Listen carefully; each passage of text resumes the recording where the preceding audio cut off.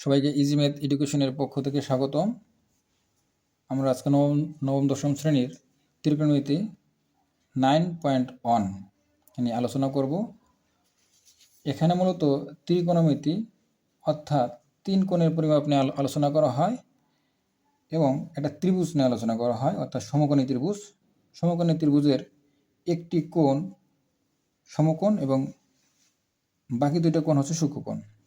যদি আমরা A B C একটা সমকোণী ত্রিভুজ হিসেবে বিবেচনা করি, তাহলে এই বি কোণটা হচ্ছে সমকোণ এবং বি কোণের অপোজিট অর্থাৎ বিপরীত দিকে যে কোণটা থাকবে, যে বাহুটা থাকবে, একে বলা হবে অতিভুজ। এবং এইখানে যদি একটা থিটা কোণ হিসেবে নেই, থিটা কোণ বিবেচনা করি, তাহলে এর বিপরীত বাহু সেটা হবে লম্ব এবং বাকি বিসি এটা হবে ভূমি। তাহলে আমরা বুঝতে পারতেছি যে লম্ব সমান সমান লিখতে পারি বিপরীত বাহু এবং ভূমি সমান সমান আমরা লিখতে পারি সন্নিহিত বাহু। যেহেতু ত্রিকোণমিতিতে লম্ব, ভূমি এবং অতিভুজ এর অনুপাত নিয়ে আলোচনা করি, এখানে সাইন থিটা বলতে আমরা বুঝি, যদি এটা কোণ আমরা থিটা বিবেচনা করি, তাহলে সাইন থিটা বলতে আমরা বুঝি লম্ব বাই অতিভুজ, অর্থাৎ লম্ব এবং অতিভুজের অনুপাতকে সাইন থিটা, এবং কস থিটা হচ্ছে ভূমি বাই অতিভুজ এবং টেন থিটা হচ্ছে লম্ব বাই ভূমি। এই প্রতিটা সূত্র আমাদের অঙ্ক করার ক্ষেত্রে খুবই গুরুত্বপূর্ণ। আমরা এই সূত্রগুলো অতি সহজেই মনে রাখতে পারি। সেটা হচ্ছে সাইন থিটাকে আমরা মনে রাখার জন্য এভাবে লিখতে পারি যে সাগরে লবণ অতি। অর্থাৎ আমরা এখানে সাগরদের সাইন থিটাকে নির্দেশ করলাম, লবণ লম্ব এবং অতিভুজকে অতি দ্বারা নির্দেশ করলাম। তাহলে এটা মনে রাখার জন্য সাইন থিটা সমান সমান সাগরের লবণ অতি, অর্থাৎ লম্ব বাই অতিভুজ। কস থিটাকে আমরা মনে রাখার জন্য এভাবে লিখতে পারি কবরে ভূত অতি। এখানে কবর দিয়ে আমরা কস থিটা মনে রাখতে পারি, আর ভূত দিয়ে আমরা ভূমি মনে রাখতে পারি, এবং অতিভুজ দিয়ে আমরা অতিভুজ মনে রাখতে পারি। তাহলে আমরা কস থিটা মনে রাখবো কবরে ভূত অতি, অর্থাৎ ভূমি বাই অতিভুজ। আর টেন থিটাকে সহজে মনে রাখার জন্য আমরা এভাবে লিখতে পারি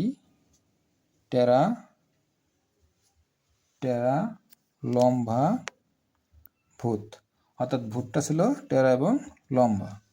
এতে দিয়ে আমরা টেরা দিয়ে টেন থিটা মনে রাখতে পারি, লম্বা দিয়ে লম্ব এবং ভূত দিয়ে ভূমি, অর্থাৎ আমরা টেন থিটাকে মনে রাখতে পারি টেরা লম্বা ভূত। এই 9.1 এর অঙ্কগুলো করার জন্য আমাদের প্রতিটা সূত্র খুবই গুরুত্বপূর্ণ মনে রাখতে হবে। এই সূত্রগুলোকে আমরা এই সাইন থিটাকে লিখতে পারি উল্টো দিকে, যে সাইন থিটা সমান সমান 1/কোসেক থিটা। তাহলে সাইন থিটা যদি লম্ব বাই অতিভুজ হয়, তাহলে কোসেক থিটা হবে অতিভুজ বাই লম্ব সমান সমান কোসেক থিটা। এটাকে আমরা লিখতে পারি কোসেক থিটা। ঠিক একইভাবে কস থিটাকে আমরা লিখতে পারি 1/সেক থিটা, এবং কট থিটাকে লিখতে পারি আমরা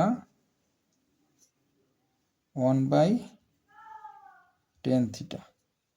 অর্থাৎ সাইন এর উল্টো হবে কসেক থিটা, কস এর উল্টো হবে সেক থিটা, এবং কটের উল্টো হবে 1/টেন থিটা। এই সূত্রগুলো ছাড়াও আরও কিছু সূত্র আছে।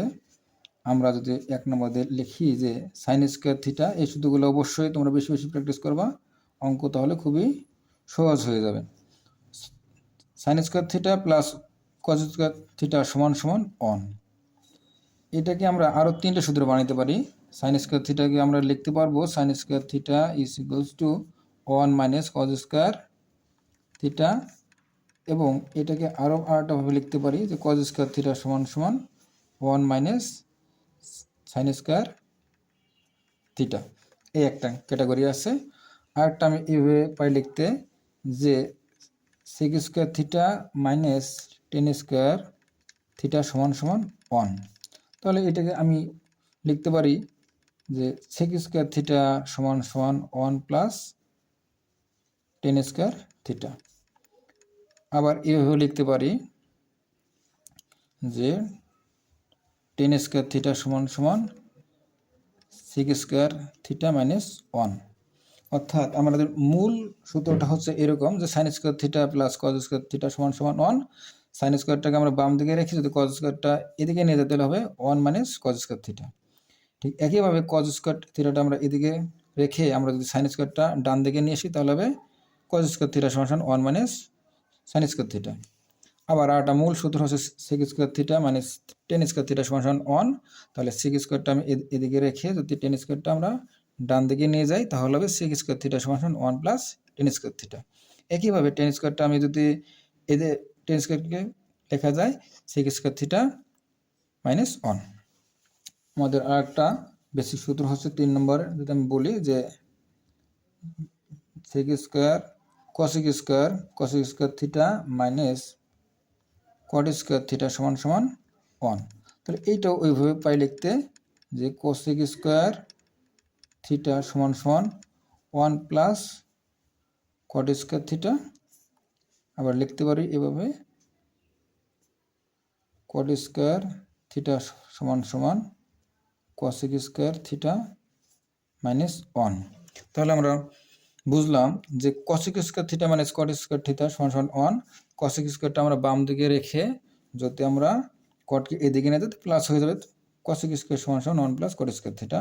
আর কট স্কোয়ার থিটা সমান সমান হবে কোসেক স্কোয়ার থিটা মাইনাস 1। তাহলে আমরা এইখান থেকে পেলাম 6টা সূত্র, আর এইখানে আছে 3টে 6টা 9টা, এই 15-20টা সূত্র যদি আমরা ঠিক মতো পারি তাহলে আমাদের অঙ্কগুলা অতি সহজেই আমরা করতে পারবো।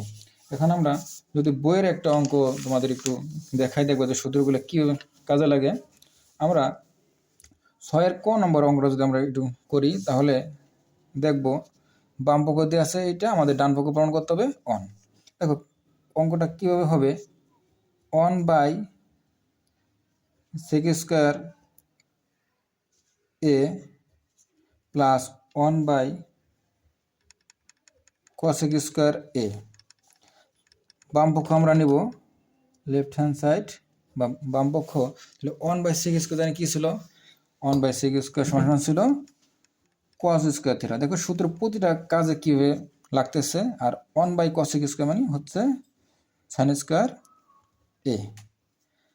তাহলে আমরা দেখলাম এটাই যে 1 বাই সেক স্কোয়ার সমান সমান cos square plus 1 by cosec square সমান সমান লিখতে পারি সাইন স্কোয়ার থিটা।